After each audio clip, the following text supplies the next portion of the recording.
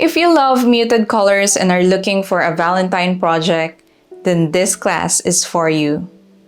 Let us learn how to turn our bright pigments into its muted version, play with different color combinations, and work on these lovely projects that can be turned into a card, bookmark, tag, or any customized project. Hi, I'm Bianca Lustre from Batangas, Philippines, and one of my recent obsessions is color mixing. If you've been with me through my other classes, welcome back. And if this is your first time, hello, let's have fun with colors. We'll start off by designing our palette and getting inspiration online.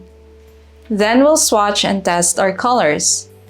I'll share with you alternative pigments you can use and how to mix these muted tones using primary colors only.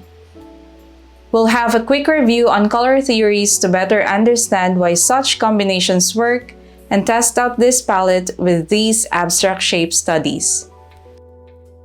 To better apply what we have learned, we'll work on these Japanese-inspired illustrations and use the palette that we designed.